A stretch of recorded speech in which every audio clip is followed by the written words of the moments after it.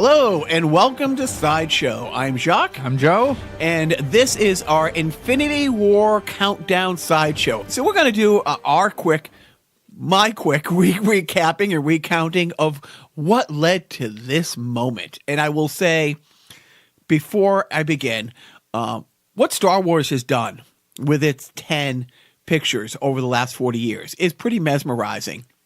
And depending on whose story you believe, there was always going to be a trilogy. But how many movies really set out? I mean, what franchises have set out to do what Marvel did with this? Harry Potter. Okay, but that was a series of books. True. And you're right. Okay, thank you. 7 books, 8 movies? 7 books, 8 movies. Okay.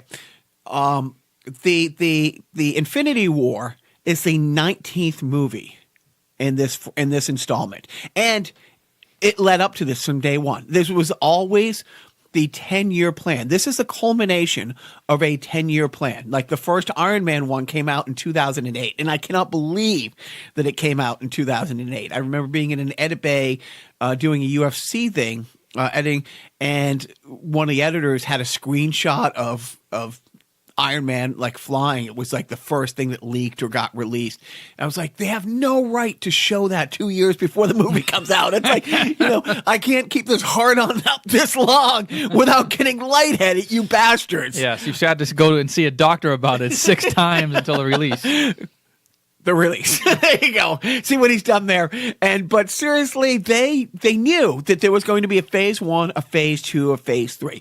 They methodically went through it. And they took, what's amazing is at the time, like when the Infinity War comics came out, they weren't the biggest franchise. None of these people made up the biggest franchise. The biggest franchise in the Marvel universe, before the 2000s, it was the X-Men.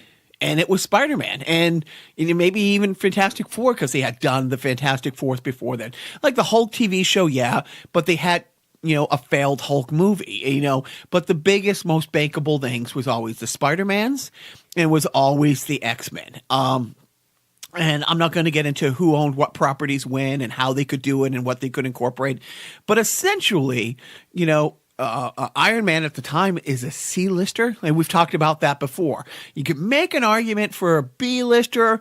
I'm going to say a C-lister. You could also make an argument for a D-lister. I mean, yeah, there was a comic in the cartoon in the 70s. Was it the 70s? I think it was the 60s. Yeah, you're right. With the Captain America had his own, yeah, and all of that. And Fantastic Four had their own and all that. But he hadn't been a big mainstream. And then the Infinity War comic, there was a big crossover. So there was some great stuff. But Captain America, truly a bit dated. I wouldn't say A-list because again, it was the X-Men and it was Spider-Man. He was not A-list. Hulk is a stable character, but obviously not a proven bankable. And my favorite is Thor. And again, I have a dog now who's 14 years old. And so we got him, 4 years before Iron Man came out, 16 years before the first Thor. And my dog's name is Loki because, with my flowing locks, I had a friend in college, my good friend Tina Enos, a photo artist. She always called me Thor, which I always loved. So I loved Thor, but he wasn't a mainstream guy. He wasn't somebody who everybody knew the comic mythos and stuff like that. But when they sat down and they had their properties and they set out to do this, and again, Jon Favreau, who, wrote and directed the first Iron Man, he wasn't up there with the Spielbergs. He wasn't up there with, the bigger producers and directors and stuff like that. I mean, he was steady. He did a lot of work. I remember when he had like the show like Dinner for Five, and I'm thinking, how does this guy have like a show like that with these A-listers on it? Because honestly, I didn't know who he was. I've heard of him, but he wasn't, as far as I know, like nearly as established as he was after he did Iron Man. So with that said, with this recording being 2 days before it comes out, I just want to run down the list, talk a little bit about what I liked about each movie. Joe can talk about which he liked, and then I ranked them. Do you want to just What do you think is the best way to go, Joe? Just go down the list or go down my list? Let's start at the very beginning, which I've heard is a very good place to start. Yes. Most beginnings come at the start. So do I. Okay, there you go. So let's go. Iron Man. Yeah. Did you like it? God fucking damn, I love that movie. What? And by the way, does Iron Man exist without Robert Downey Jr.? No. And does Robert Downey Jr. exist without Iron Man? Yes, but nowhere near where he is now. Yeah. I mean, this was touched by the hand of God, this movie. And the great thing about Tony Stark is Batman, but instead of the brooding billionaire playboy, facade, Tony Stark is a womanizing drunk. Yeah. I mean, that's what the illusion that the Christian Bale and the other Batmans have put on, like he's a womanizer, he's a drunk, he's a playboy. But he was a more sophisticated, introspective, moody. Yeah, right. But he did. He put on the facade, like in the Christian Bale ones where he shows up with the models and he's swimming drunkenly in the pool, not like the pool, like the waiting pool inside the grand dining room, that stuff, and running away with like the entire Russian ballerina, thing as just a guise to go. But Tony Stark, this is my single favorite thing about the Iron Man movie, the first one. You're somebody who knows nothing about his backstory. You're not a big comic book movie guy or girl. You're not a big, this isn't your thing. And it's a big movie and you go to see it. They explained who he is, his entire backstory inside 90 seconds. And they did it in such a natural, organic way. Organic. He, like Tony Stark's character, was getting a big award at some award show, and it has his whole backstory. It's like, this is your life presentation. Yes, and it's given to him by like the military liaison, who is like his handler inside the military. He's a weapons developer, but it gives his whole backstory, his relationship with his father, who, as we know, created Captain America and started Shield. Yeah, and Shield. But it gives his whole backstory. And then it cuts away to, he announces, and Tony Stark, and the lights pan over the spotlight of where he's supposed to be sitting, and it's an empty chair, and his business partner, his father's former business partner, who's a mentor to him, comes up and gets the award. Cut to Tony having women draped on him as he's playing roulette drunkenly in the casino, because this takes place in Vegas. It just epitomized everything. It's not like, again, I'm talking about Batman during a Marvel show. I apologize, but I don't fucking need to see the Superman backstory again. I don't need to see the Batman backstory. Batman, parents getting shot again. It's been done. Great. Thank you. Never fucking do it again. But if you didn't know who Iron Man was, it didn't have to tell you. See how he likes to drink. See how he likes women. See how he's a genius. See how his father created all this. They did it in 90 seconds. Now let's get to the movie. Yep. Yeah, it was fantastic, and I was one of those uninitiated. I knew nothing about I knew of Iron Man from seeing his comics, like in used bookstores and stuff in the 90s and stuff, but I knew nothing about him. I knew of Robert Downey Jr. as an actor. We all knew about his troubles with drug addiction and his kind of fall from grace and his fall out of the limelight and his humbling and his recovery. But man, when you see him, get blown up in that scene where they're in, where are they? Like they're in the Middle East somewhere, and was it like Kandahar or something like that? I think it is Kandahar. Yeah. And he gets blown up, and then he's in that dingy cave with Stanley Tucci. And well, but the great thing is he gets blown up. He's hiding, and then what blew him up? They get ambushed. Is a bomb lands next to him, and he looks at it. That's shot at him from a bad guy. Yep. Says Stark Enterprise. Yeah, right, exactly. So yeah, he's a weapons manufacturer. So. But it's so great. And then, to sum it all up, yes, the big adventure and the tech was great. His interaction with the AI, which is, of course, we all know the name of, which I'm not going to reveal here. Jacques is. Okay. Well, no, Jarvis. Yeah, I just didn't know the name. Oh, okay. I forgot his name. Yeah, because I'm dumb. Which I'll tie back around. Yeah, and again, Robert Downey Jr.'s whole fall from grace and stuff like this. I look. Superman is always going to be Christopher Reeves. It's like I'm pushing 50. I've seen some great Superman. I like a lot of the different iterations of it. There will always be one. Yes, I live for Adam West, but Christian Bale is Batman. I do like Ben Affleck. I do, and I do like some other ones. Not Kevin Conroy? Close. Yeah, no, Kevin Conroy would probably be fighting Adam West for second place. I mean, he really would. Sorry, Michael Keaton. But no, I'm not. You can take Prince and his fun. No, it was great. But seriously, I can't. And you go down the list, and we'll go down the list. Maybe other than Chris Hemsworth, who looks like Thor. But seriously, Robert Downey Jr. is the most. I can't think of anybody ever more suited for a role in this universe. And just to reiterate that this is kicking off the Marvel expanded universe, cinematic universe franchise. At the very end of Iron Man, they're at the press conference. He's being told, he's being courted by S.H.I.E.L.D. and, he's kind of, batting away Agent Clark's sort of advances or, kind of riffing on him a little bit. And then he gets to the press conference and he's given a speech written by Piper.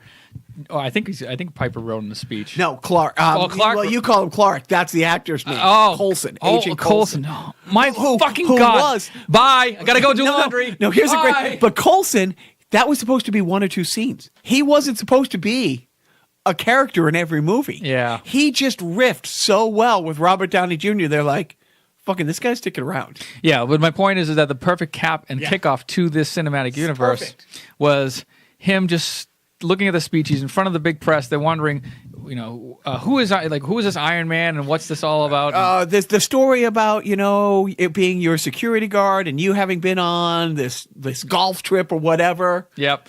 And then just the final 3 words or final 4 words.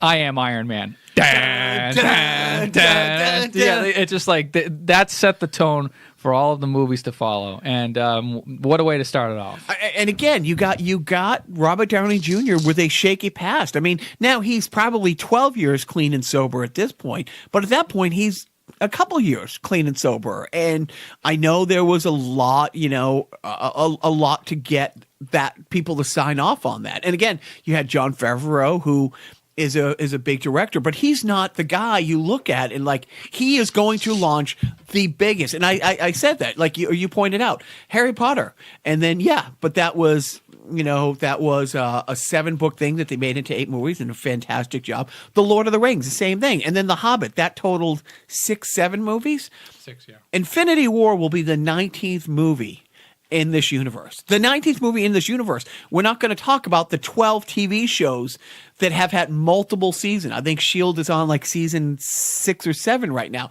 But you're talking 19 movies and 12 TV shows in this 10 years. But okay, so that's Iron Man. 2008. The next one. Oh, by the way, how much money did that make? That made almost $600,000. No, I'm sorry. 600 what? It made $585 million. And when we say million going forward, unfortunately, we're going to have to say it as Dr. Evil. Not unfortunately. I know. Never apologize for that. I'm apologizing always for our podcast. So the next movie that came out the same year and that didn't do as well. I liked it, and it was Ed Norton. Ed Norton's Hulk. And the reason it didn't do well is, again, there was the cutscene at the end, and this is a rumor. I was not in the cutting room floor. I was not in the. You weren't there. You don't know. You don't know. Who says?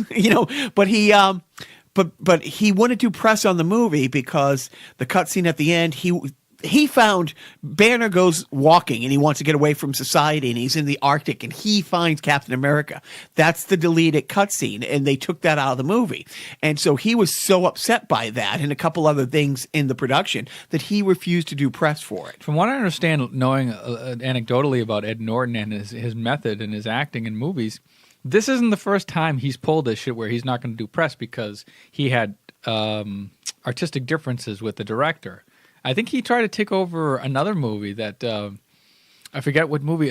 Maybe it was American Psycho. Not American Psycho. What the fuck? American History X. American History X. Which Have you seen that? No. Don't. Okay. It's really fucking good. Yeah. Good luck getting to sleep. Yeah, right.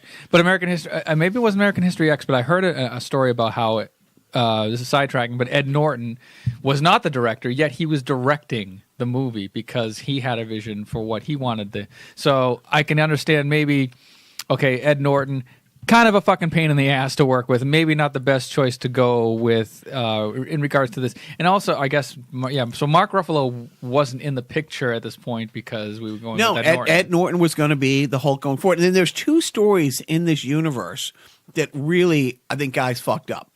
But Ed Norton being one of them. But it did okay. I mean, it didn't lose money. But you went from almost $600 million with Iron Man in the same year, the second movie, The Hulk, making about half of that, making $263 million.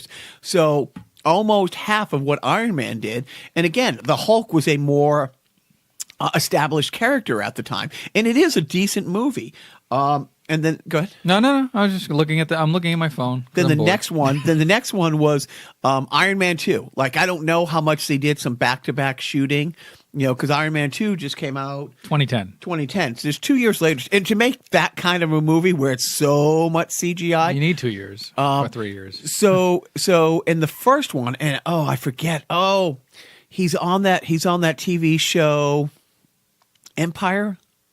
But the guy who played Terrence Howard. Yeah, guy who played his sidekick, the guy, in Iron Man 1 yes. wanted so much money for Iron Man 2, and they said, no, we're going to go with Don Cheadle, And look, I mean, it was one of those things. I mean, I don't think a lot of people blinked at it, but he ends up missing out on the next decade of being in the biggest movies and part of the biggest thing. I mean, he has a hit TV show, but I don't think that's the same as being... Yeah, but it wasn't a done deal. Don't worry, I'm going to go off and make a hit TV show on Fox. And then the next thing that came... By the way, Mickey Rourke makes his reappearance. Mickey Rourke was coming off of The Wrestler. So Mickey Rourke was another guy, fell from grace. Right. A contemporary, if you will, of Robert Downey Jr. Fell on hard times, and he comes back in The Wrestler, huge, kind of a small budget, but big name hit movie, and then he gets cast as Whiplash. And he was awesome. But a lot of people didn't like it. I liked it. It wasn't my favorite Iron Man. It's, we'll get to my ranking, but it was okay. Yeah. But it does. It makes more. $623 million. $50 million more than the first Iron Man. $60 million more than the first one. Yep. Which is great. But then we get into my wife's movie, Thor, or as I call it, Herb Horde. This is where I play the sax solo from Never Gonna Dance Again. I loved it. I really did. It also, so like I said, with Gray Clark's, who's Coulson, has a small role inside Iron Man, becomes a huge part of it. The guy, and I'm horrible with names, and I apologize. My wife would be upset. The guy who plays Loki, same thing. Tom Hiddleston? I don't think Tom Hiddleston was supposed to be a huge part in the universe going forward, but he did. He was absolutely great. Hiddleston, absolute scene stealer. Didn't have a fraction of lines as much as Hemsworth did, but every line he said was either hysterical or poignant or just awesome, and he does. I guess this is going to be the name mispronunciation podcast because it's Chris Hemsworth. No, it's Thor and Loki. I get the important things right. They're pieces of meat, period, at the end, but four fucking letters, fuck. Loki, Odin's son, and Thor, Odin's son. Odin's son. Odin's son. Fattening up our tapeworm. Anyway, so Thor, and again, it doesn't do what Iron Man did. It didn't do what Iron Man 2 did, but it did twice as good almost as the Hulk. But again, it wasn't the most established character. But you're still talking. I mean, and granted, the economy 7 years ago, I'm not saying was bad. And like, oh, you can't say that Gone with the Wind didn't do as well as this because it only did $100,000 in box office. But still, it made almost $500 million. That's not a bad take for, again, a B-list, C-list property. And I had not seen Thor when it came out in the movie theater. It was not until 2016 or something when I actually saw Thor on tape. I had no idea that it took place, and I should, but I was like, thinking about Thor and it's, and Asgard and all that shit. You think of like this sort of like far off mythical place, the setting, and it takes place on Earth. I mean, like every other fucking Marvel movie up to that point, right? And I was way into it. It had the same like that style of humor, and I'm like, oh yeah, it's a Marvel movie, idiot. Of course, it's going to be funny and relatable and great. And of course, Kat Dennings, hello. And again, yeah, she's hello, but she what's great about Marvel is the little hidden things that they throw in the movies to tell you what's coming next. Like, so Iron Man 2, going back a step, I've told this story on the podcast before. A buddy of mine, Kylan, not a geek, wanted to go and see one of these geek movies. And I get us Iron Man 2 tickets. I get there super early to get in line. And I get there and I'm in my Thor outfit because I am. And I look around at all the me's and I'm like, oh, really? I'm looking at these losers, and I mean losers.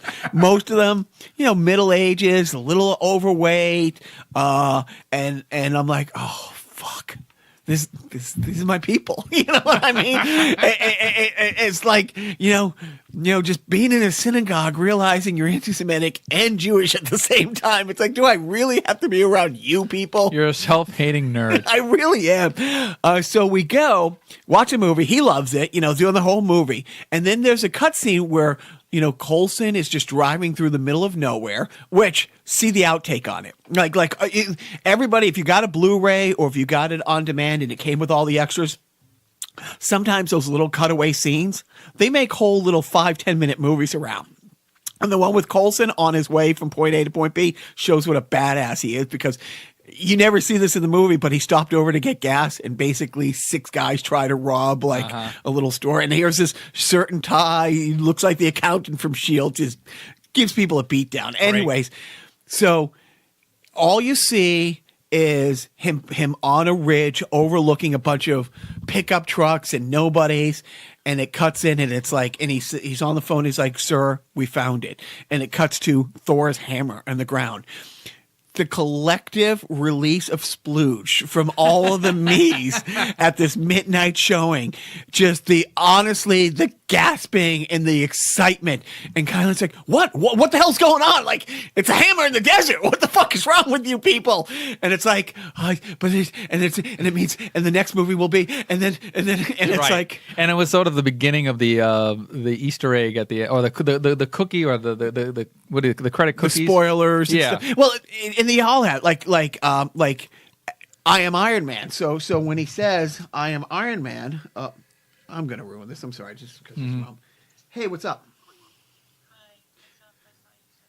Oh no, I wanted to talk to you before we did the second recording, just to see how your mom was and see if we're on time.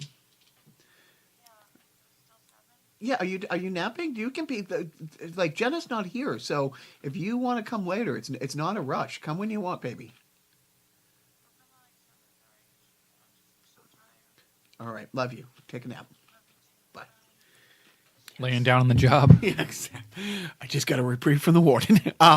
Okay, no, but in the first Iron Man, I am Iron Man, cut to the credit. And then at the very end, he comes home and he has Jarvis as his alarm system.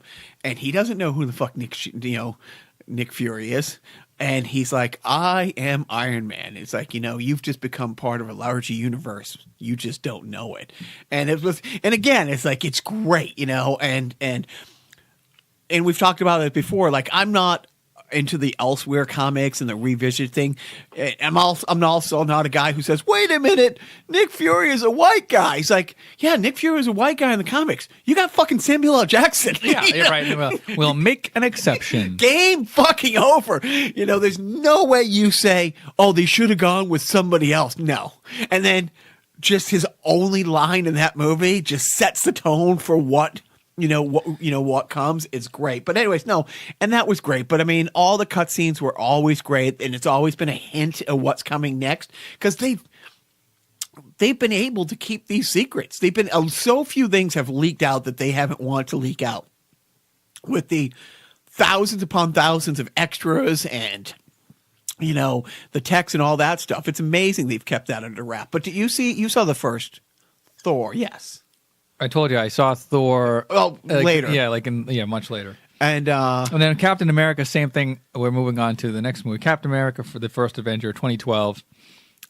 Didn't see it in the theaters, so I can't even definitively say. I think I saw the entire movie eventually on on demand. But yes, Chris Evans is Captain America, and now we're in World War II for a little bit until we. Well, I forget. This is how out of it I am. Like this is it. Right. Starts off in World War II, and then he's frozen, and then what? No, he's frozen at the end of the movie. He's frozen at the beginning of the movie, and then he's frozen at the end. But right, so that's one of the things. So, spoiler alert for something that came out in 2012. Yeah, this is a spoiler-laden ramp up to the new Avengers movie. Right. I mean, he Red Hood was his nemesis. Red Skull. Red Skull. Sorry. This is where that's Batman. This is where you have the Tesseract, the weapon that came from, and again, it's a time-space thing. It's like, somehow it got lost from Asgard. Yeah. Which was probably a couple weeks in Asgard, but it's 40 years down here because Asgardians live about 5,000 years. Duh. Dude, seriously, when I start to get into the weeds, oh my God, it's scary. Help! I can't get out of this podcast. I'm too far into the weeds. So, but anyway, so he steals a weapon and he's like, the plane is in danger, blah, blah, blah. He decides, the only thing to do to keep this thing safe is I got to put the plane, like instead of whatever, evacuating the plane and letting anybody get it, he's like, no, I'm going to put it at the bottom of the ocean. It's a save the world, like sacrifice himself to save the world type thing. They find him, they unfreeze him, and then it goes to his backstory where he was this scrawny kid who couldn't get into the army. This is right after Pearl Harbor. Everybody's signing up. He wants to do his part. He's short. He's scrawny. And I don't know if he had scoliosis. I'm trying to think if they gave him scoliosis or like literally like a club foot or something. Yeah. He couldn't get into the military. And he kept, it shows him trying to sign up for the Marines, trying to sign up for the Navy, trying to sign up for the Coast Guard. Couldn't get into anything to do his part. But he was dedicated. He was the biggest flag waver. Kid from Brooklyn, poor kid from Brooklyn. I think he was an orphan at this point. He's like late teens, 16, 17, 18. His best friend gets in. Anyways, he finally figures out how to get in, and because of his attitude and desire and his drive, his heart, Tony Stark's dad decides, hey, he might be a right guy for this experiment. And basically, this is 1941. This is when Captain America's backstory comes out. It's the super soldier serum, and it magically makes him like a foot taller, rips him up like Jesus overnight, and gives him super speed, super strength, super absolutely everything. But it's the underlying thing. It's his heart that is, Yeah, it's what drives him. Like he's like the ultimate soldier. And it's funny because, it's Chris Evans's head on another body CGI'd like through the first couple reels of him before he becomes a super soldier. He's a scrawny kid, and that's obviously not Chris Evans' body, but you can't fucking tell. Like you can't. It's seamless how they make that look. And actually, I mean, it's so minuscule, but it stuck out to me in the movie is how the military saw him as the perfect candidate because there was that field test where they had a bunch of soldiers throwing grenades, Oh no! Without, they were just doing they were just doing like target practice or something, and then all of a sudden, one of the sergeants comes over, or the generals or something. Yeah, the sergeant comes over, tosses a live grenade into the pile of soldiers, what they think is a live grenade, and all the soldiers scatter except for Chris Evans, who jumps on it. Yeah, he goes, grenade, and he jumps on it, and then that proves to them that he has the heart to be the perfect candidate for this. Yeah. And he had Tony Stark's dad had a partner, a scientist who helped develop the formula and stuff like that. Oh, I did. I'm sorry. I jumped ahead. One of the things I did like about all the movies is, again, I just want to get back to Thor for a second.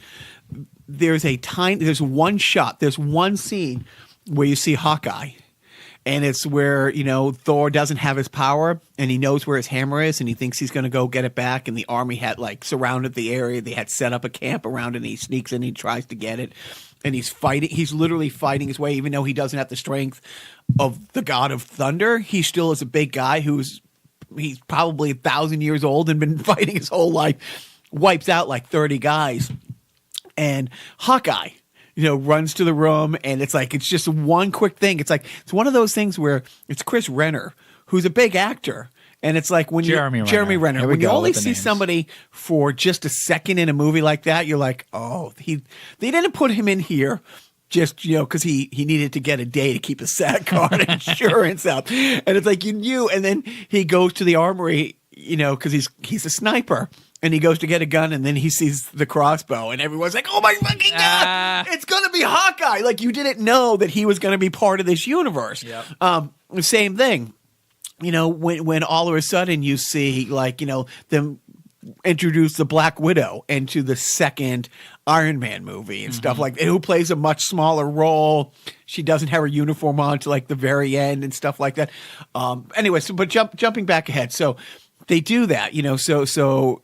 Back to Captain America, there's a couple of those in there where, they're starting to introduce what S.H.I.E.L.D. is or is going to be. And then we have Agent Carter as well. Which became one of the 12 spin-off shows at the Marvel Cinematic Universe. Canceled too soon, I might add. Very soon. But then again, so this is one of the lowest grossing movies. So you go from, 600,000 with Iron Man to 260 with the Hulk to back up to 623 with Iron Man 2. Thor was only 450, but then Captain America drops down to 370. It's a period piece. It's a World War II thing. And it's you couldn't make...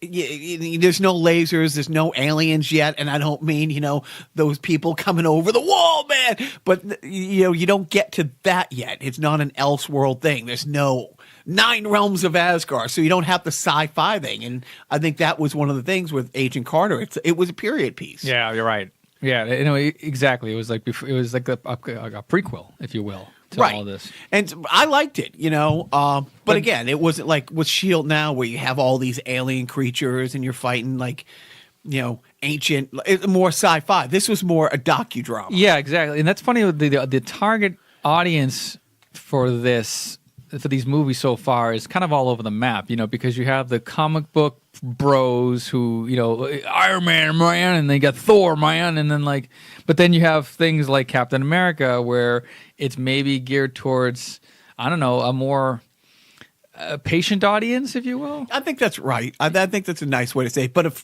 unfortunately, I don't want to say unfortunately. I mean, it made money. I mean, $150 to make. Pulls in 370, and that's before the digital downloads and all this stuff.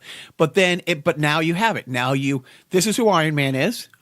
This is who the Hulk is. This is who Thor is. Oh, by the way, we introduced Hawkeye. By the way, we introduced the Black Widow. And so now you have all the pieces, and then game changing. And now we hit the gas only because we're also halfway through this splendiferous podcast leading up to Avengers: Infinity War Part 1. But so the Avengers, no, actually, we'll touch on that. It was going to be Part 1 and Part 2. They made it one movie. Oh, I'm looking at something old. No, yeah, they just recently they're like, no.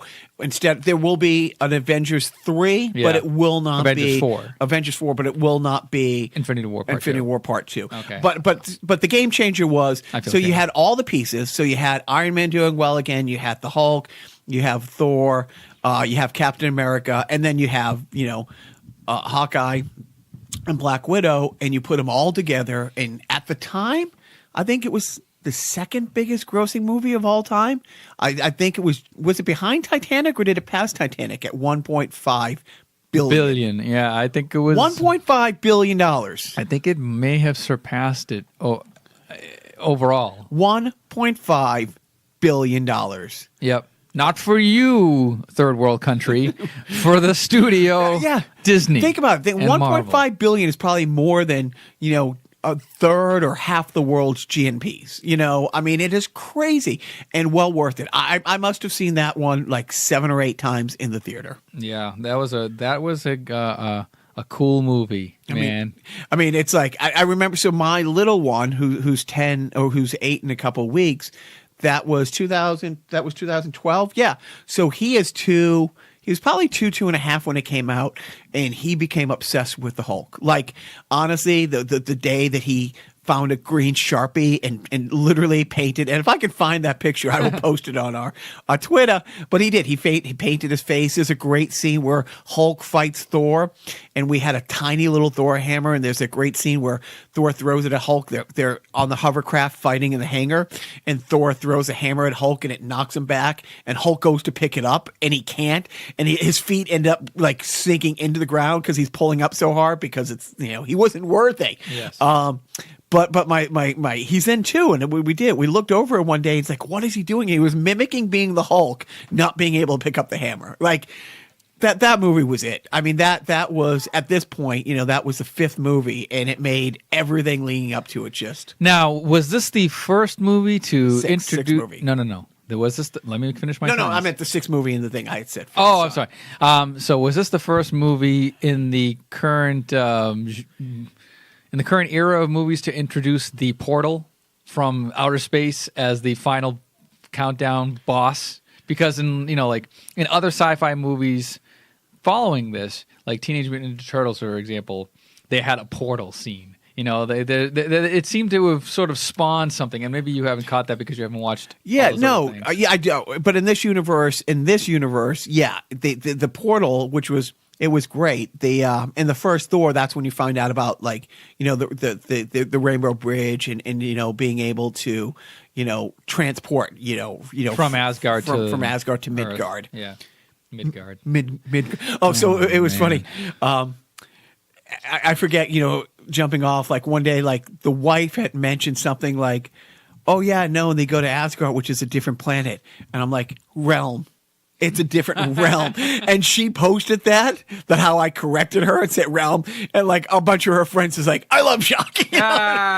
She wasn't expecting to get like, hey, no. Sad-splained. So, but this is the first time. And it's great because I remember when the Tesseract, turns itself on and they're like, oh, well, there's nobody open, you said at the door, we like Hawkeye says to Nick Fury, it's like, well, maybe it's somebody coming through the door the other way. He goes, what do you mean? You said, well, you looking at this as the doorway to outer space.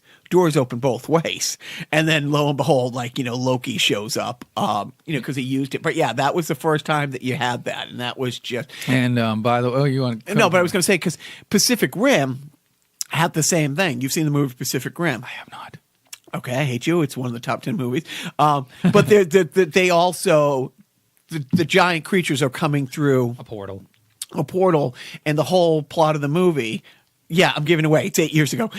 They want to drop a nuclear weapon, but they got to figure out how to get it through the port. They know that they're coming through this porthole, but they don't know how to get through it. And once they get through it, anyways. So yeah, yes, portals.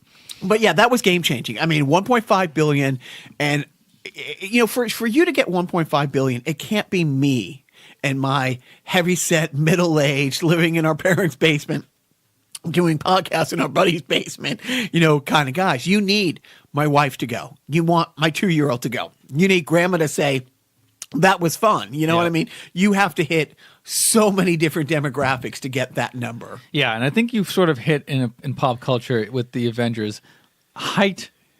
The zenith, if you will, of Marvel Cinematic Universe hype in pop culture. This is when it all comes together. This was like, at the time, this was what all the other movies were leading up to. This was the nexus for nerddom. And and getting more people involved in watching the movie. And this was what they called the end of phase one. And so, Yeah. and you're talking, this is 2012. You're talking 6 movies in 3 years that created this whole universe. And right after the Avengers, so this is 2013, is when S.H.I.E.L.D., the Agents of S.H.I.E.L.D. come out. You know what I mean? So you're talking that show's 6 years into it. Yeah. But all those shows come after this. That's where... And DC's looking at 6 years and 6 movies and like, oh, man, did they waste a lot of time. They could have just crammed all of those movies into 2. Which they tried to do with Justice See what I League. did there? Did see. But then they go, so phase 2 starts,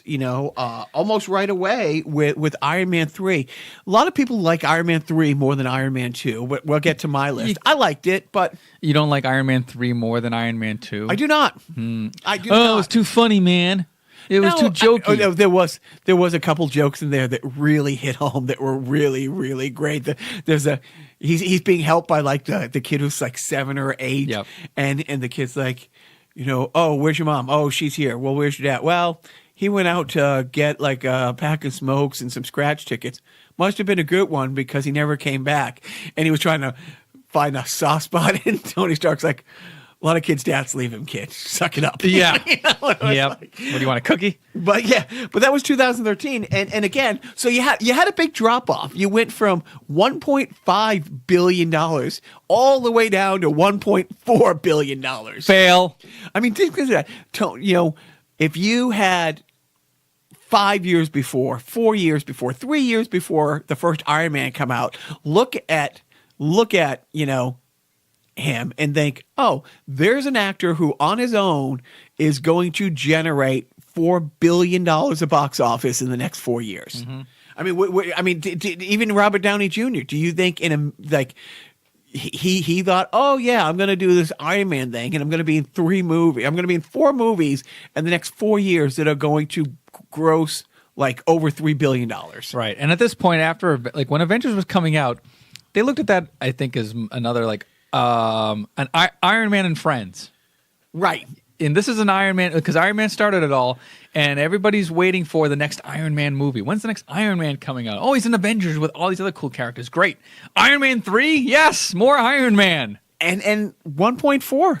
I mean, that's incredible. And again, now we're talking that's the 7th movie in 3 years. Yeah, so let's pump the gas. Okay. Then let's go through the portal. Thor: The Dark World, which Didn't see it. there's a couple deleted scenes where this is one of those reverse role things. It's like, and I will honestly say this, yes, in comic books, it's written by a bunch of nerds who haven't seen women who look like the women that they draw. The women in comic books are overly well endowed, like they have a waist that you can fit both, you can wrap your hands around both their waist, but their breast into the room 2 minutes before they do.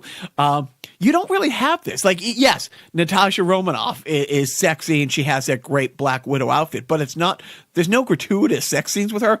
Thor, on the other hand, for people like my wife, how quickly can we get his shirt off him and greased up?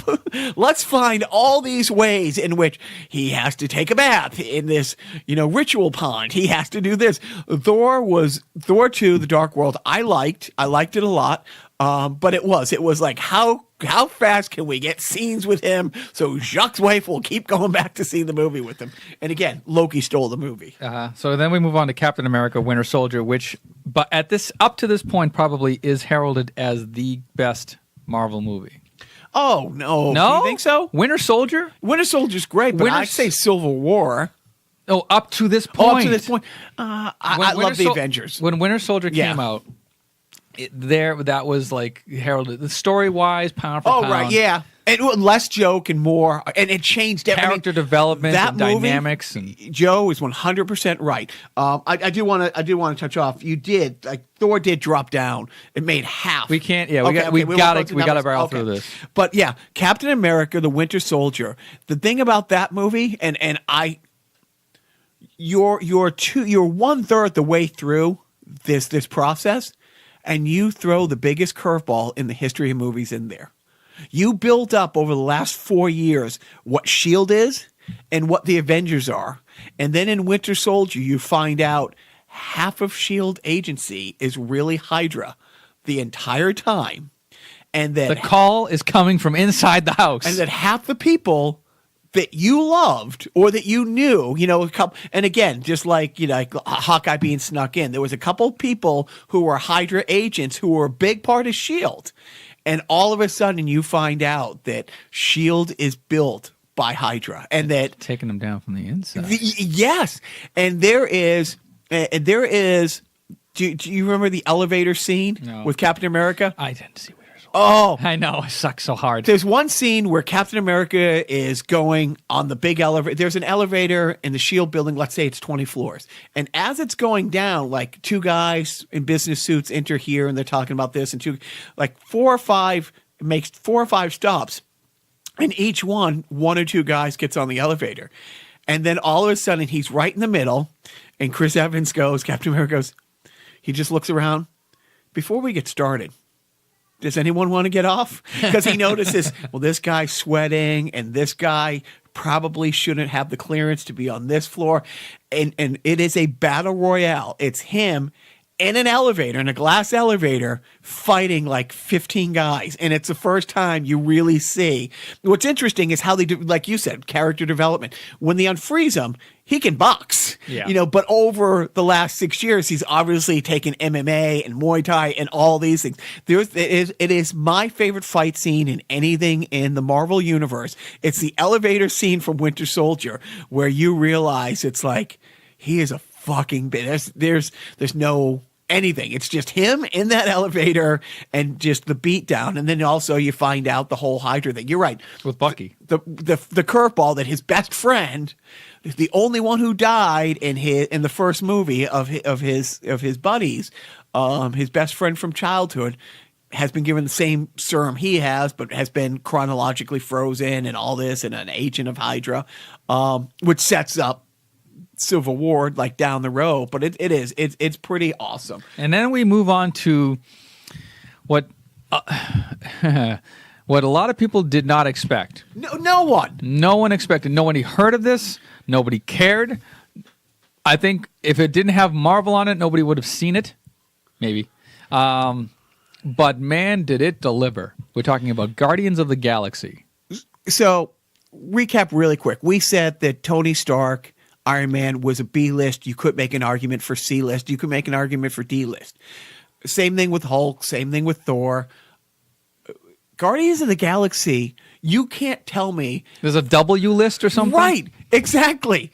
It's like, if anybody, unless you're Karen Smith and you lived in a fucking comic book shop, I maybe heard of the Guardians. Right. Like I was a DC guy, but I would get the big series. Like I would get Civil War. I got the Infinity, Crisis, like, the big Marvel crossovers and stuff like that. And if I was in a comic book store and something looked interesting, I grabbed it. Never in the 5,000 comics that I own did I ever think, I'm going to see what's going on in Guardians this week. Never heard of them. Yeah, and this is sort of the license that you can take when you're a multi-billion-dollar movie making studio, a movie studio, is that this is like a side passion project. Like we have so much money coming in thanks to the Avengers that, you know what? Fuck it. We're going to make a Guardians of the Galaxy movie. I think Guardians premiered like in the 2000s or 2010s or something. Like not the movie, but the property of Guardians. Or did that go back to the 90s? It went back. It went way back. But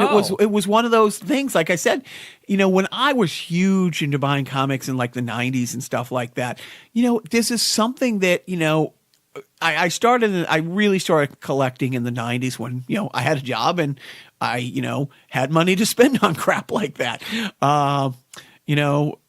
BS before settling down, BS. But it's not a property that I would have said, oh, what do you got for a release date? I'm just looking here.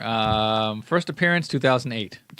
Wow. Okay. So it was a newer one, but so this is the 9th movie in the installment. And again, it's not anything that was on anybody's radar. And the movie had a scene it had a scene with Howard the Duck. Somehow you worked Howard the Duck. And it was a cookie at the end of the movie. So it was hardly a scene, but yeah, right. They decided, I think it was sort of a nod to the creator of the Guardian. I don't know. But either way, completely game changing. Characters that nobody ever heard of. Yep. that you found a way to put into this universe, because this is the first time you introduced like the gods, like Galactic, or you go down them, Thanos and all of them, and you didn't see them really. And this is sort of the first movie, I guess, compared to the other movies, with more attitude than their predecessors. Like they were like the bad news bears. We like to say that a lot, but they weren't good guys. Yeah, these are the rag. They were like the Suicide Squad, if you will. Yes. I mean, Peter Quill is a thief. I mean, he's a master thief. Comes from a society of thieves. You got Gamora, who is nothing but an assassin. You got Dax the Destroyer. They all meet in prison. They all meet stealing something or in prison. Like, that's the whole crux. And again, it's something that came out of nowhere. And I know we're not talking too many numbers, but it did.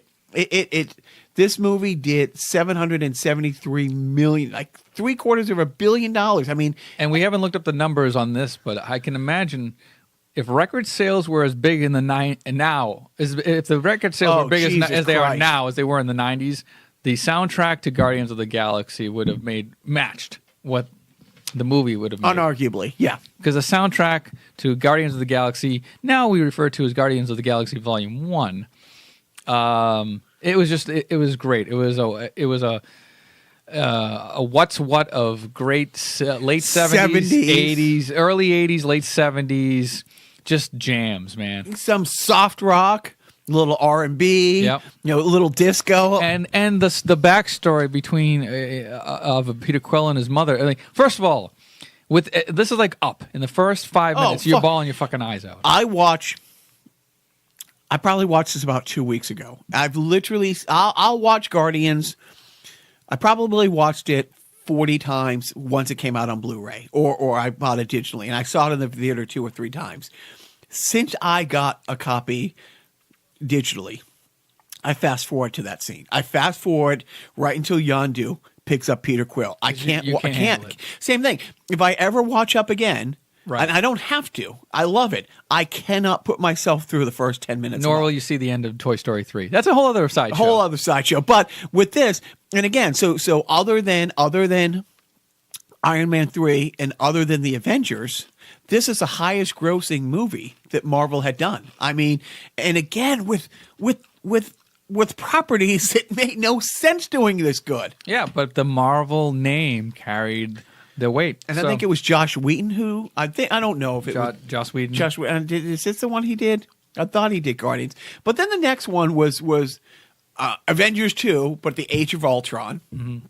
And forgettable. It had some moments. It had some great moments. Had a great Stan Lee, a cameo. Wait, a Stan Lee cameo in a Marvel movie? Go figure. It was good. It was a good one. But what about the brother and sister there? I don't even know their names anymore. I don't know. The Scarlet Witch, yeah, and her brother died, so it doesn't really matter. Yeah, but look, it had a couple battle scenes that were great. It's where Vision was created. Yes. Which one of the Infinity Stones creates Vision. So Jarvis goes from being Tony's AI, and I will say, I was bummed because Jarvis was. He was his Alfred. He was his Jimmy Olsen. He was his sidekick. As much as Tony Stark probably talked to Jarvis more than Pepper. Tony Stark probably talked to Jarvis more than he did almost anybody else in any movie. He talked to him in every scene.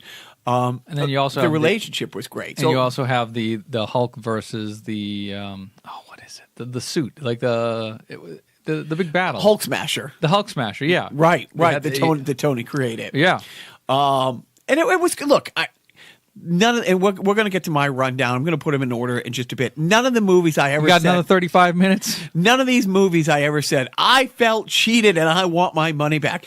Every one of these movies had something that either made me half a dozen times laugh out loud and a half a dozen times, dust fell into my eye while I was in there, and it was great. I did. I liked it. Did not love it, but it was interesting to see the creation of a new being. And you got to see Hawkeye's home life, which was wow. Like that took a left turn where you're like, oh, and it became this really sweet moment where they're kind of on the run from everything. Yeah. And they got completely off the grid. And oh, wait, because It was a little Incredibles-ish. it was because that was a great thing. Like, here are people who've been to battles across the universe with him, had no idea that he had a wife and kids. Yeah. Like, he was that off the grid. Yep. And I know we skipped now to Ant-Man. Okay. I mean, I like Paul. But this is one of those ones where you're like, really? This is another one of those. Oh yeah, like you have money to literally burn. Okay, we're gonna make Ant-Man. How? And you got huge names coming into the picture. You have big names doing it. It was fun. It was fine. I don't. Again, worthy of a sequel. Yep. Well, let's see. There is an Ant-Man 2 coming out. That'll be coming out later next year. Later this year. When you spend $150 million making a movie and you bring in a box office worldwide of $520 million, then you go into a sequel. Don't leave money on the table. I mean, this is one of those ones where, it didn't do that great. It did better than probably 99% of movies that came out in 2013. But they can afford to make these sort of quirky side movies. That you're going to put this character. It will pay off. Look, we have to have him in a big scene in a movie 3 years from now. That's going to make $2 billion. So let's go back and give you his whole backstory. And again, it's like, I really like Paul Rudd. I like a lot of his movies, but he's one of those guys. He's doing, was it Knocked Up? And so this is 40. Yeah, right. Like those kind of Judd Apatow. These $15, $20 million, dialogue driven. Big budget comedies. Big budget in that, but no special. I mean, effects, he was an Anchorman. Right. Wait, now he's in the crux. He's in the phase 3 or phase 2, the end of phase 2. I think this is he was the start of phase 3. Okay. And again, it's like, okay, so if Guardians was D-list, was Ant-Man E-list, or was he C-list? I think more people knew more about Ant-Man. But again, that's one of those superheroes that look at all the superheroes. It's like, okay, Tony Stark is completely plausible. Like he's a billionaire, smart. It's all tech. Like genius. He's surrounded by tech, and he's a brilliant guy who without develops the suit. it all. He is not as powerful as anybody else. But the great thing is, going back to the Avengers when they're bickering at each other, and Captain America turns to him and goes, "Take away that suit. What are you?" And there's not a blink. There's not a hesitation. Billionaire, philanthropist, scientist, playboy, genius playboy. And it cuts to Romanoff, who shakes her shoulders like, yeah, he's right. He is a billionaire, philanthropist, genius playboy. So we saunter into Ant-Man, and then that's sort of like the Uber side gig for Marvel. So Ant-Man does okay at $520 million worldwide. Yawn. Yeah. Now we get to what will be touted as the greatest, to have contained the greatest, arguably the greatest action superhero scene of all time. When we talk next week for Carnival personnel, we will talk about this because all these characters that we're talking about, have to merge at one point. But you are right.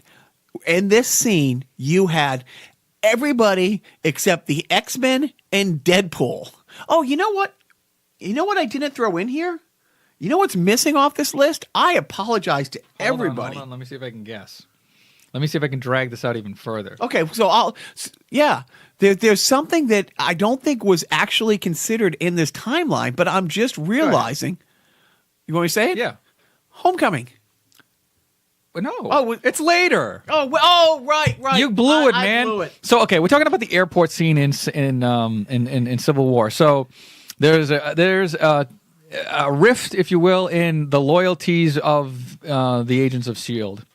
And right. But I'm thinking. Right. I'm sorry. You're kind of jumping ahead because Tony Stark went to Spider-Man. Yes. So you were kind of building it up. Right. You were basically setting up like every superhero that you have seen leading up to this point is now pitted against each other because they have to kind of pick a side as to who they're loyal to. And then you could probably get into this more about whether you're Team Stark or Team Cap. The great thing about it was a whole juxtaposition because Tony Stark was an industrialist, all about making weapons, being a complete renegade, just absolutely being the outsider. And then after he has the awakening where he realizes his weapons are going to the bad guys as well as they are the good guys, he breaks away from the military and he's doing his own thing. Captain America is the biggest flag waving, follow orders. Yeah, he swallowed the Kool-Aid. But in light of what happened, in Wachovia and some other events around the globe in which the Avengers put themselves ahead of every country. There was no borders. There was no oversight committee. It was just them going here to save the world. I'm not saying it was bad, but this is where they got the juxtaposition. The government came in, the governments of the world came in and said, you need a boss. You need a watchdog. You need to follow some kinds of rules. You just can't go into any country and do what you want. And shockingly, Tony Stark's like, yeah, you're probably right. We need to be reined in a little. And Captain America went the opposite way and said, fuck that. Aliens come from outer space. I don't care if they wind up in Mother Russia or they wind up in Manhattan. It's a planetary event that we have to keep from happening. And so that's when they, you have to choose a side. They have to choose a side. Yeah, and then the superheroes have to build, alliances. And then that's when Tony Stark calls in the big guns, if you will. Now he goes and recruits Spider-Man. And Kid. Underoos. That's right. Oh, the Nick. Okay, I will say my favorite part in the Marvel universe is the nicknames. The nicknames. The first time he sees Loki, and what did he call Loki? Oh no, when he saw Thor for the first time, and he called him Point Break. You have a mean swing that Point Break, and you go down the list. I don't think he's called anybody by their name, and it was reindeer games. That's what he called Loki when he first saw him, and he's like, yeah, reindeer games surrender pretty easily there. So we have Underoos. Yeah.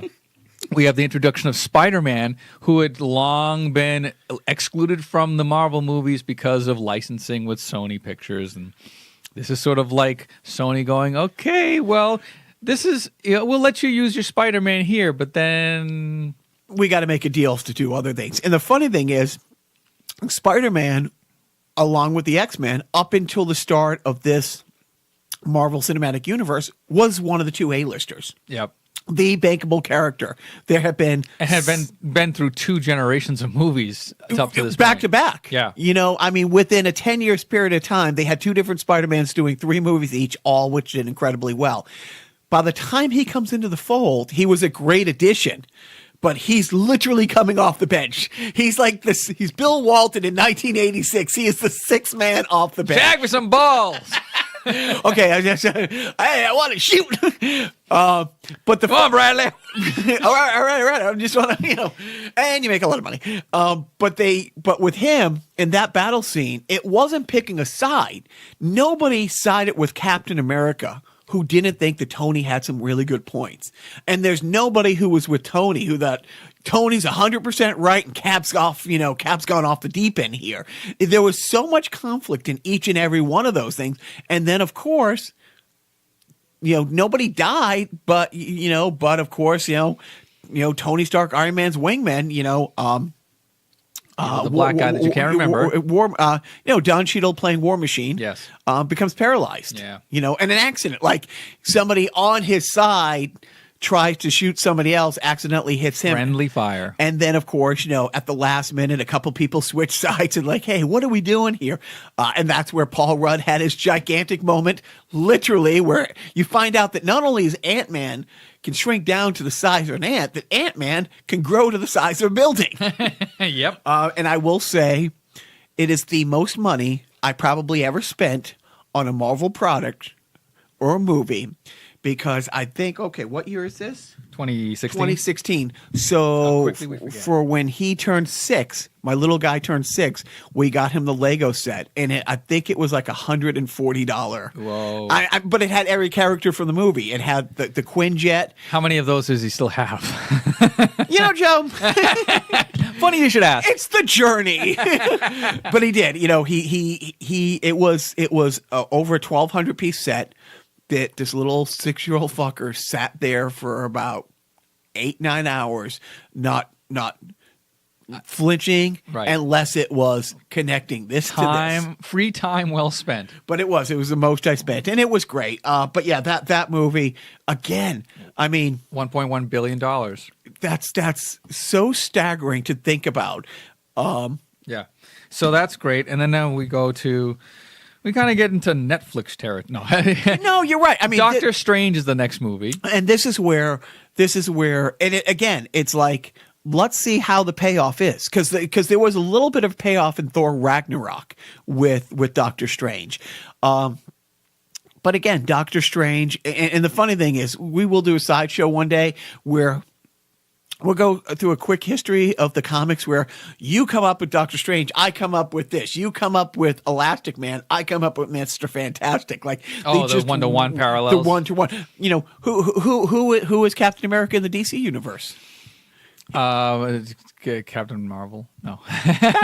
Batman. Captain America. No real powers, can't fly, can't, You mean Iron Man? No, yeah, Iron Man. Well, at the time it was that, but yeah, Iron Man and him. But you go down the list. So anyway, Doctor Strange. Yeah. I'm blanking on the DC guy's name, but it doesn't matter. But here's the funny thing is, so you got Doctor Strange, you got Cumberbatch, you got Benedict Cumberbatch, one of the best actors in the last 20 years. Like, I mean, he will be knighted at one point. Yeah. I mean, everything he does is highbrow. It's cerebral. He is an actor's actor. Right. He's like the smart man's Tony Stark. Yeah. I mean, think about it. Let's put him. I mean, he's like a Sir Anthony Hopkins. He is on that level. He is in that ilk.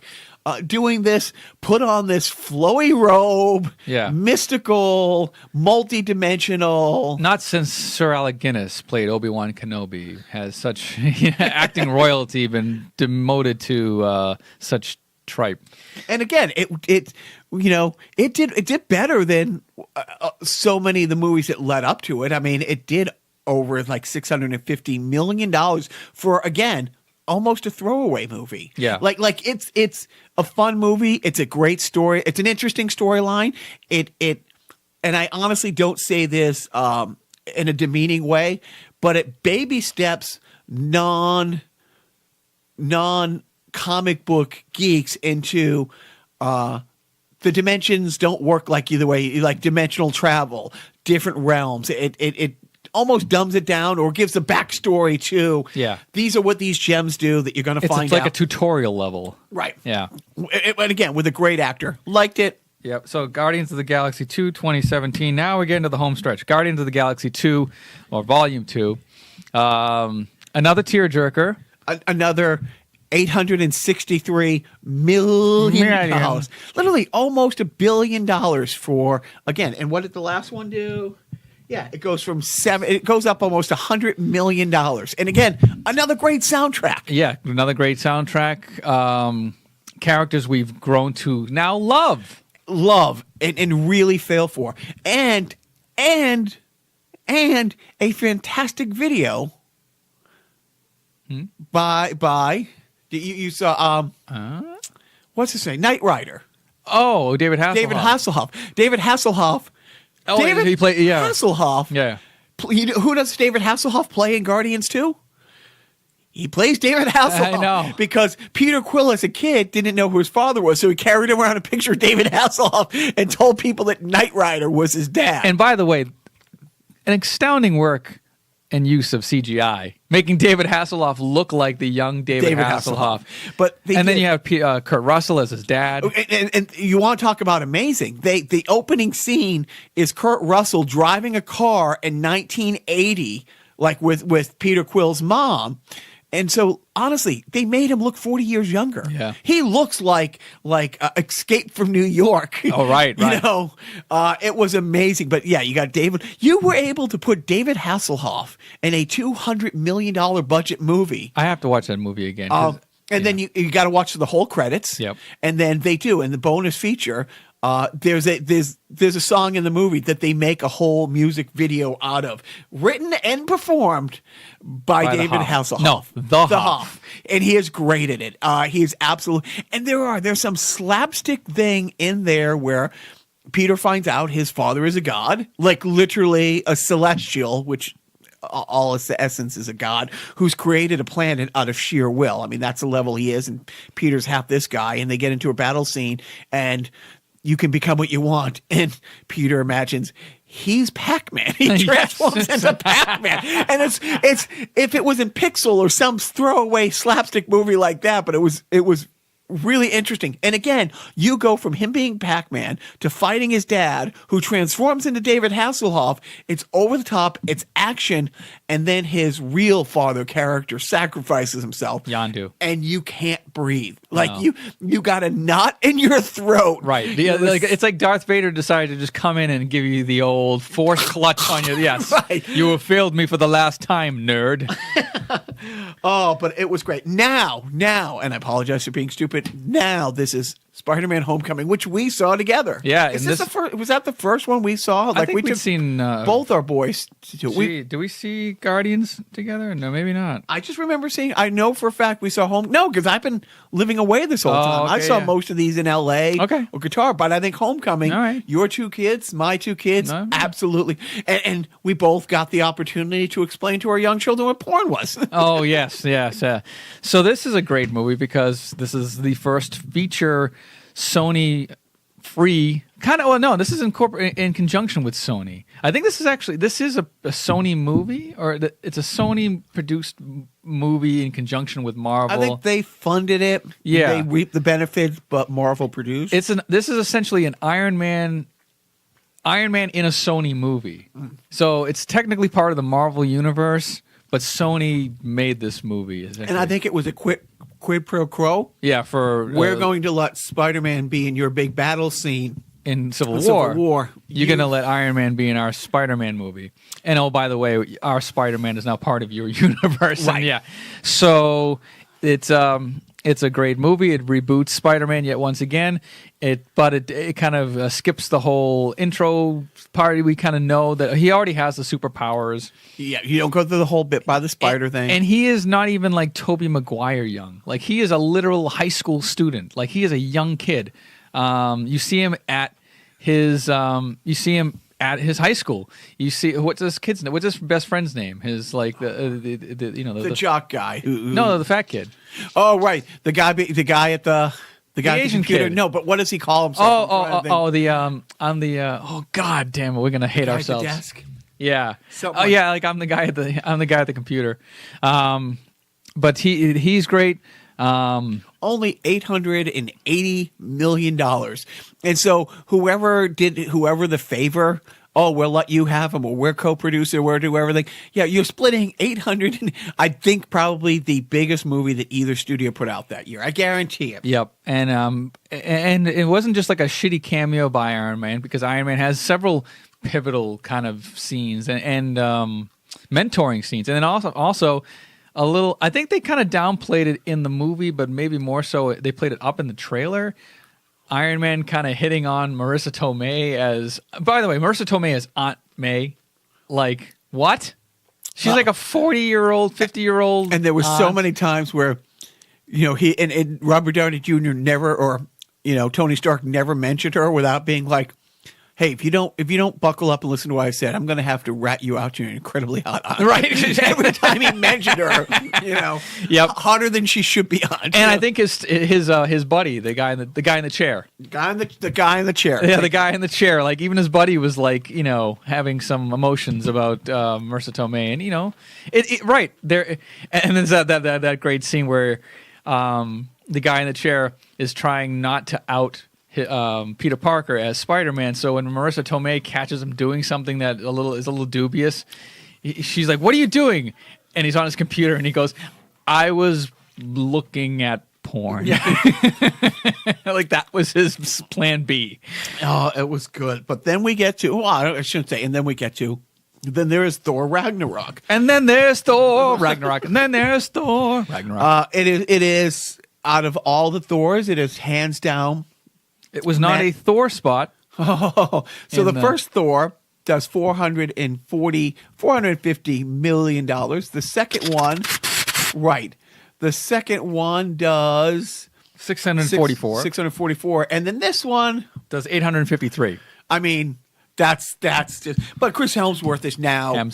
Hemsworth is now it. I mean, Yeah. he is. And I didn't see Thor Ragnarok. I did, however, see the Nerdist produced 80s trailer to Thor Ragnarok, which was fucking awesome. Which I showed it to Jacques after he'd seen Thor Ragnarok because he doesn't like watching trailers. I don't. Jeff Goldblum is mesmerizing in it. I mean, I'm looking at Joe lovingly as I tell him that because I don't know a bigger Jeff Goldblum fan than you.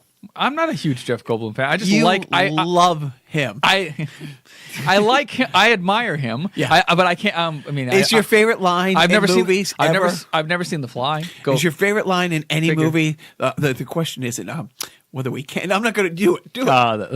The question is whether we can do this. They never stop to think if they should. Anyway, but he is great. I mean, he is the Jeffiest, goldest, bloomest he has ever been in a movie in this. And it's great. And him helps. So it's funny how people have paired off. You know, Tony Stark, you know, and Captain America, frenemies. Like, you know, but the story since his universe has begun between Thor and Hulk is incredible. Like literally, it's incredible. And they're the only ones in it. They're the only Avengers in this whole thing. You know, after the may the force be with you. After the second Avengers, you know, Hulk accidentally winds up on a Quinjet that is in stealth mode that just goes flying off through the universe and he's been Hulk for 2 years. Like, you know, and it's good. It's really good.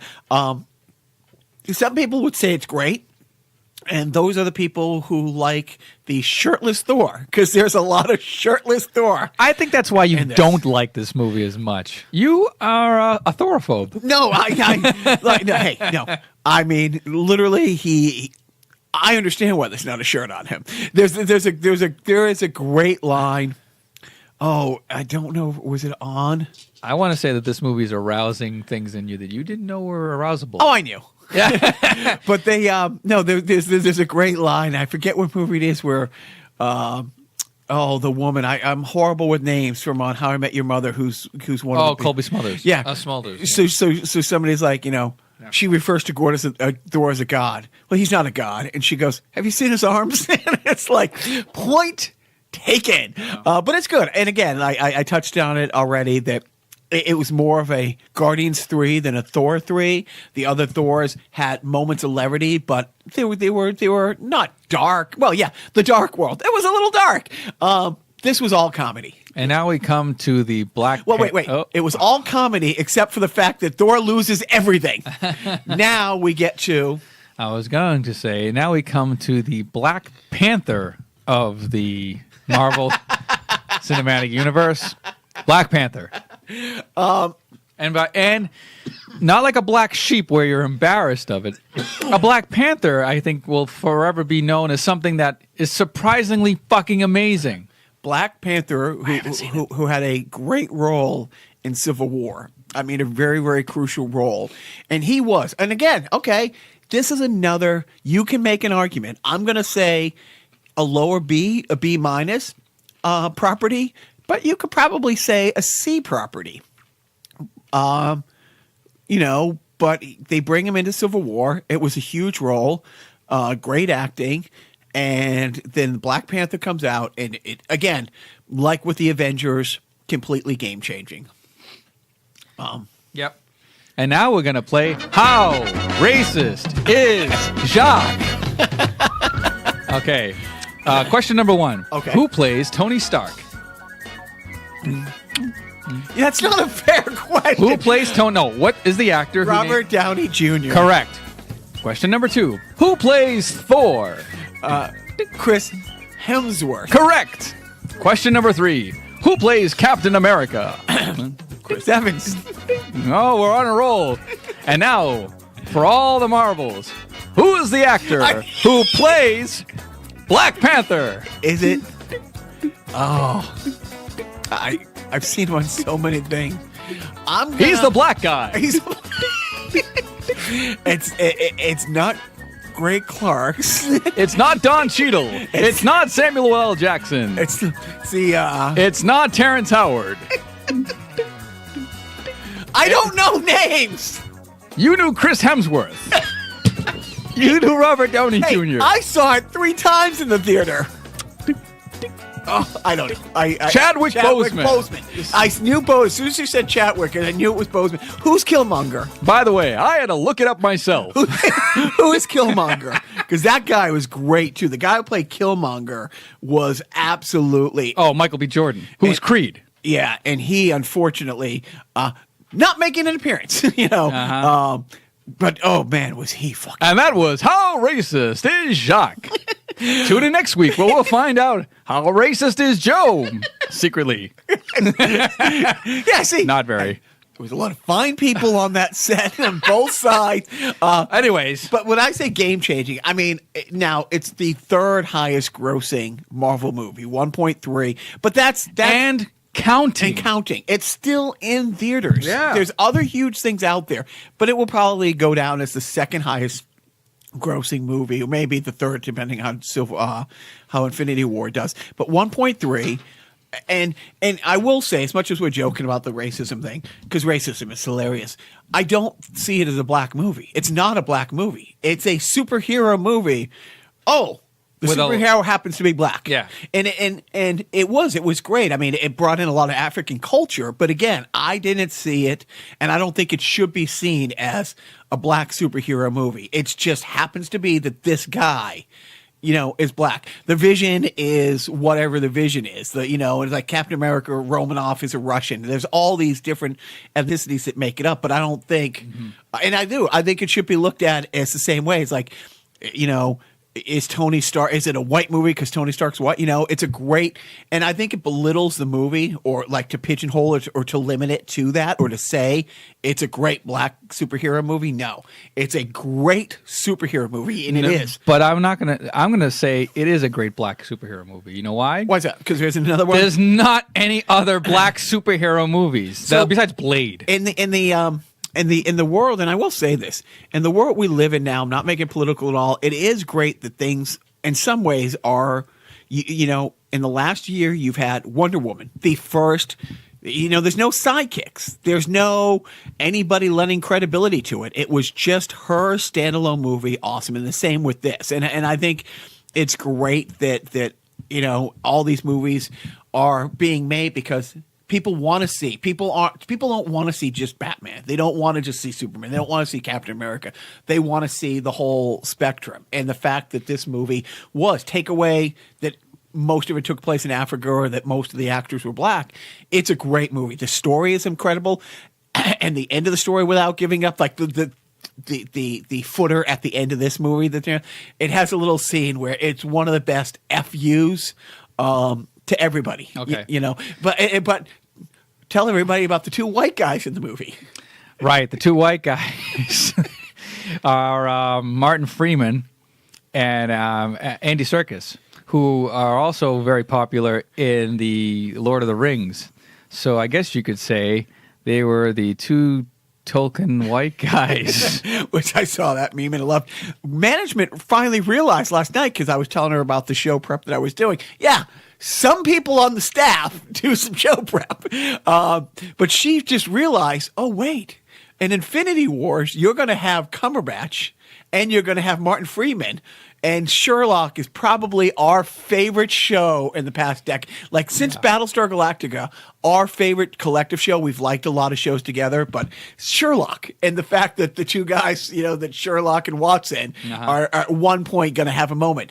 Let's talk a little bit about what are your expectations for Infinity War? Story-wise, number-wise? I can't really speak to the story because, again, like I've kind of fallen out. I can't remember a lot of the Age of Ultron. I think I only literally saw it once. Do you know the whole crux? Do you know what the whole point of the story is? No, I kind of don't. Okay. I am like a passerby. I'm like a like a Midwesterner that just comes to the big city and then goes back to his country bumpkin town. Do you know what the Infinity Gauntlet is? I do, but let the audience know. Do you know what the Infinity Stones are? Okay, so I didn't know there was going to be math. We were told that spelling would not count on this. Anyway. But there are 6 Infinity Stones. Okay. And they've been through day one of this. The Tesseract. Inside the Tesseract is one of the Infinity Stones. Yes. Vision was brought to life by one of the Infinity Stones. Okay. And Thor: The Dark World, that misty kind of thing that... Didn't see Dark World. Okay. There are 6 Infinity Stones. And throughout the universe, people have been trying to get them. One of the Infinity Stones was in Guardians of the Galaxy Guardians, 1. yeah. And that's why when you found out that Peter Quill wasn't Terran. Like Thor calls Earth Midgard.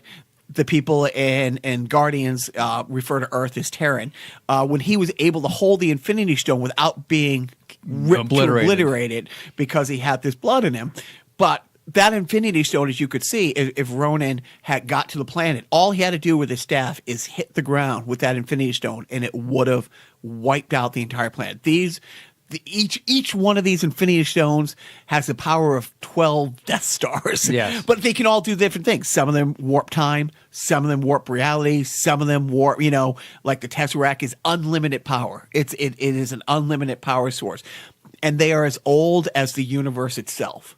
And the Celestials, the gods, thought they were too powerful, spread them apart. They've always been hidden. And so every one of these stories, every one of these Marvel stories, for the most part, touched on one of them. I think Civil War was the only one that kind of didn't, it wasn't 100% about that. Yeah. Age of Ultron was 100% about that, but Vision's now in it. Yeah. But all of these, because there's a creature, not many people. The only people who know the name of Thanos is the Guardians of the Galaxy, because Gamora was raised by Thanos. She was stolen and raised as her daughter, and by raised as her daughter, beaten and tortured every day and made into this master, and her sister the same way, mutilated and turned into 2/3 robot and less person. Karen Gillan. Who is great in Jumanji. Smoke show. Did you see Jumanji? No. But she was great in Doctor Who. And I will tell you, the Doctor Who, the TV show. Yeah. Oh, yeah. She was one of the companions. She was. Oh God, what's her fucking name? Amy Pond. Amy Pond. Kevin Hart was in Jumanji. Yes. I knew that without looking up. How can I be racist? Anyways.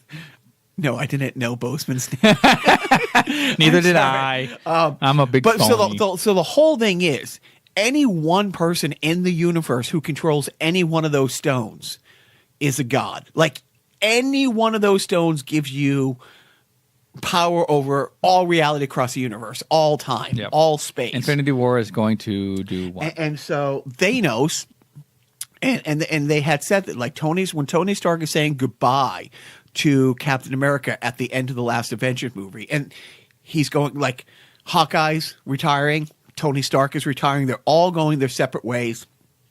And that's when there's going to be a new Avengers. That's when the Falcon had come in, like, Captain America's new sidekick, the Falcon. Yep. The Ant-Man. A couple other people are coming. The Vision. There's going to be a new Avengers because Hulk is gone. No one has seen him in 2 years. Thor has to go and take care of the 9 realms that have fell into disarray. Yep. Tony Stark is off the grid and just leaving this all behind. So there's going to be a new Avengers. And he was saying, it's like, and Thor was saying just before he left, because the 9 realms have fallen into chaos. And every time they have come together, it's been over an Infinity Stone. And that Thor feels that, and it was one of those things where, okay, Thor is being the smart one that's figuring this out. He's ahead of the curve. That there's somebody manipulating them, and he feels like a pawn in a bigger game. He doesn't know who Thanos is. Like when going way back to the Avengers, when Loki came to get the Tesseract and he said, "I've seen worlds you don't know about." He's like, who controls the Whoopee King? Who gave you these powers? He never says, "Oh, there's this guy Thanos. He's about the size of a planet, sits on a giant chair, and controls all you motherfuckers." So Thanos has been positioning everything for eons to get control of it, and he creates a gauntlet that he could put all 6 of the gems in and control everything. Universe. Like, with a blinker and eye, none of this ever happened. He can blink everything out of existence at once. What's interesting to think about let's say the movie is a long, rambling thing like our podcast. Let's say it's 3 hours long. How many of these characters? I mean, how much screen time is there? I know. Take Civil War. Take all those people from Civil War. You know, from Bucky to Black Panther, who were just kind of really introduced recently into those. Are Black Panther interesting? Now you're throwing, and you had Ant-Man do an appearance. You had Spider-Man. You didn't know the 5 people from Guardians. Yep. Now you're going to throw the 5 people in Guardians. Now you're going to throw, and you got Thor, you got Loki, you got all of Asgard, you know, and all these things. And now you're going to introduce a person that you know, Ronan was, was basically this godlike creature who Thanos has more strength in one pinky than this guy.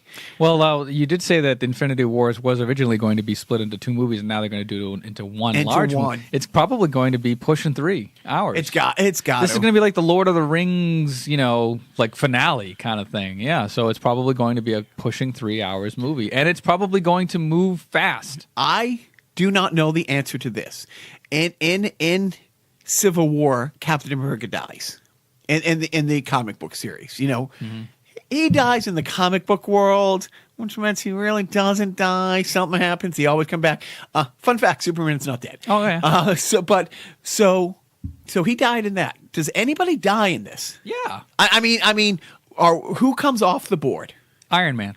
You think Iron Man dies? You think Tony Stark meets his demise? Yeah. I mean, not paralyzed, not I can't do this anymore. You think he does the dirt nap? I think this would be... You think he's pushing little daisies and making them come up? I think he, for years, is sort of... I think Robert Downey Jr. has sort of said, like, he was on his way out. Like, I think he's done making... I think he's done making Iron Man movies. I think this is his swan song. I think this is his... his big farewell. I'm going to predict here Iron Man dies in Infinity War. Interesting. I don't know because I've not read any spoilers. I mean, my guess is Vision. By the way, my only reasoning is that Robert Downey Jr. sort of said like he didn't plan on doing all of these movies forever. Like he wanted a kind of an out. I think he was also I think he was a little begrudging to do Homecoming, but they probably just backed up a truckload of money at his door and said, "Are you sure about that?" But yeah, I think he's getting long in the tooth. I think he's made his mark. I think he is in himself. Like I think he's artistic enough and he's proud enough of the Iron Man character he's built cinematically that he doesn't want this to go ad infinitum. He doesn't want to be Stan Lee making cameo appearances in his own Iron Man movie, Iron Man 7. You know what I mean? Like, I think, this is probably going to be... And that would be... I think from a financial standpoint, maybe Marvel would be looking at that prospect as suicide. Like, are you serious? If we kill Iron Man, nobody's going to come to the fucking theaters. But I don't know. I think they've built up enough of a cachet of loyalty that... that they could afford to lose an Iron Man, and who knows? Maybe like with any other comic book thing, they could always bring him back somehow, some way in future installments. But I think story wise, maybe it could be a powerful sort of send up. I don't know. I'm just throwing it out there. Has Downey done a lot of movies aside from this in the last 5-6 years? He's done like one a year, like he did the Sherlock Holmes movies, but I think he's been kind of a while since he's done one of those. Yeah, but like he did 2 Sherlock Holmes movies. Those were like Christmas time movies. I think he's been kind of like riding low a little bit. He's been, probably just living off of the millions he's made, since Iron Man came out. I mean. To this point, they've grossed over $15 billion. I guarantee he's got a $500 million from this. And don't forget, he created that sort of Tony Stark persona with Favreau. Like they wrote Iron Man the original Iron Man, like on the spot. Like they were they went into this without a script. And he did. He renegotiated at one point and got back end. I mean, he's made over $500 million on this. I guarantee. He has, and probably. But I'm guessing, maybe something has to happen with Vision because the only reason he exists is the stone in his head. At one point, it has to get ripped out. It has to. And whether it gets replaced or back or whatever, I do not know. But by the way, are they making an Avengers 4? They are. Oh, look there at is an Tony event- Stark's not dying. There is no, I but take it all back. no, but don't forget. I mean, they have in the last and at the end of the last one, they introduced that. That the Falcon is part of it. There's an Ant-Man. The next movie up is Ant-Man 2. And by the way, didn't somebody die in an Avengers movie that later came back somehow, some way? Somebody named Agent Coulson. Oh, so that's okay. That was one of my other points. Does he make an appearance? Because nobody knows that he's alive except the girl. Again, the How I Met Your Mom. Oh, no, Smulders. Smulders. Damn it, I can't remember her name. I forget. See, I'm not racist. I'm also misogynistic because I can't remember the woman's name. But Nick Fury is the only one who knows Coulson's alive. No, none of the other. I think he makes an appearance. Here's my predictions. You ready? Yes. Well, because the Hulk doesn't want to. Like, I don't think Banner wants to do it anymore. What's Hawkeye's name? What's the guy? Jeremy Renner. Jeremy Renner. I think he all gets dragged back into it. I think we lose. You're gonna say Iron Man, so I'm gonna say we lose Captain America. And I think Chris Evans has done a lot of movies. He's done a lot of movies outside this. He's done almost like a couple Oscar bait type movies and stuff like that. I'm gonna say that for a while, if we lose anybody who we get back, it's Vision. I think we lose. I think we lose Captain America. I'll say we lose Cap. Okay. I say we lose. How about Cap. Nick Fury? No. I think he's Teflon Don. I think he somehow survives. I don't think he's on the front line either. I don't think him being a badass with a big gun is going up against Thanos and Thanos' army. I don't. But I think we lose maybe we lose Cap.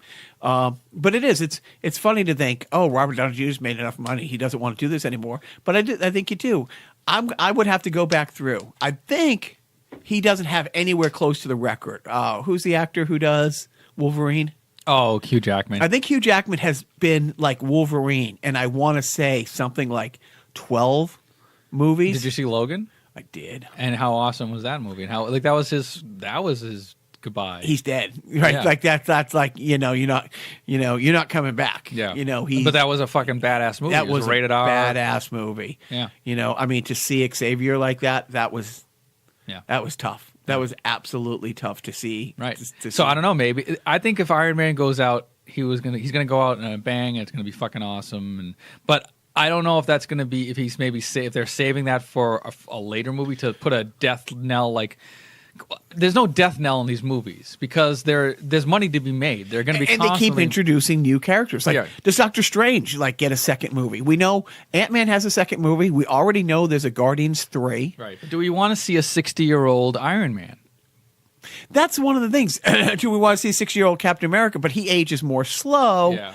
But Iron Man's tech. I mean, as long as he can, upgrade his tech. I don't know. I don't know. But yeah, I think one of these guys. You say Captain America. I say Captain America. You might be because Captain America, like you said, is supposed to be ageless or slowly aging, whereas in reality, like in Star Trek, Data eventually dies in one of the movies. Because Data is an android, but the actor is going to keep aging, so they can't perpetuate that any further. So yeah, maybe you're right. Maybe Cap dies because just logistically you can't have an aging. And you're not gonna pull a Darren switch on them and have somebody else play Captain America. Well, that's the thing. It's like. Hey, I was wrong. I mean, I thought that wouldn't be like after the Dark Knight Returns. I didn't think we'd have another Joker, but I think the last Joker was pretty okay. I don't ever see another Iron Man. I don't. I think that gets shelved for at least a decade. Yeah, right. They got to let that breathe. They're not going to Spider-Man that one over and over every 2 years. But that's the thing. So Spider-Man doesn't die. We know Ant-Man doesn't die. We know Peter Quill doesn't die. Mm-hmm. And if Peter Quill doesn't die, Gamora doesn't die. Does Rocket meet his demise? Oh, does Dax meet? Like, if anybody was expendable in that world, it's Dax. And Dax is the one who has a grudge. Dax knows who Thanos is. Right. And Groot almost died and kind of did. No, Groot did die. Right. All right. This is Son of Groot. What is this? It's that's- Baby Groot. It's Baby Groot, but I've recently read that it's not like we thought they planted Groot and bringing Groot back, but then I heard that it's not. I don't know. And by the way, he's like teenage Groot. How much did I cry when Groot died in Guardians 1? Like a fucking baby. Like a weeping willow. Like, honestly, Yeah. even now talking about it hurts. It hurts. But then, of course, you see at the end of Volume 2, you see like brooding teenage, like angsty Groot. like one of those dickheads upstairs Yes. when we say time to turn off your game. Right. All right. We've gone way too long. Last thing. What do you think opening weekend does? Probably a good, 100 mil. Easy. Oh, God, no. Well, okay. What, 100 mil? So a Force Awakens opening weekend has a record at 247. Oh, God. Star Wars Last Jedi was 220. I am an Jurassic old man. World was 208. Avengers opening weekend was 207 million. All right, and Black Panther was 202. Okay, so this will do, but this is again, it's. I guess there is no off weekend with this kind of stuff. So 250. Because so you got Force Awakens and Jedi 1 and 2. Then you got Jurassic World, but then I don't 3, know. 4. Listen, 4, 5, 6, 7 biggest opening weekends. You know, Captain America at 7, Age of Ultron at 6, Black Panther at 5, Marvel at 4. Do you think it surpasses? Marvel, the Avengers at 207? Opening weekend. Opening weekend. When we record actually the whole weekend won't be done. Yeah. So we'll have to update this in 2 weeks. Yeah, I don't know. I think I think why not? But the Avengers is a unique thing. First of all, they were supposed to open in May. They did not. Now they pushed it up to April. Why did they push it up? Is there something else big coming out that they didn't want to go head to head with? There are many Solo, Jurassic World. There was another. There's another big movie that's coming out. Yeah, I mean, there's a lot of like sci-fi kind of movies coming and big blockbuster movies coming out in May. Yeah, I think they will probably threaten more like by Solo and all that. Yeah. So what's the point? And then just to breeze through what's coming up after this. We have Ant-Man 2 to look forward to, Captain Marvel, Avengers 4 apparently, and Inhumans. Inhumans, and that's one of those Marvel Cinematic Universes, 100% from the TV show. Okay, it actually spun off. You know, last two things, and I'm going to do this. I'm sorry we're over time, but I'm not sorry. I know everybody wants to know. I think opening weekend. I don't think it passes Jurassic World, but I think it passes Marvel. So it comes in between. No, it might. It won't pass Star Wars, but it will be third. I think it comes What's in the over. number? I'm going to say 210. 210. All right. I will say two. I'm going to say 420, Bob. No, what do you say? I say 210. Do you say 210? I'm going to say 225. And the closest without going over wins the podcast. Joe. And gets to do it on their own. Yeah. Okay. Because I know everybody wants to go. This is my ranking. Quick. The Avengers. This is best to worst. Best to great. Okay. Or best to really good. Okay. Best to really good. There's Okay. no worse. There's All no right. bad. Go. The Avengers 1. Guardians of the Galaxy 2.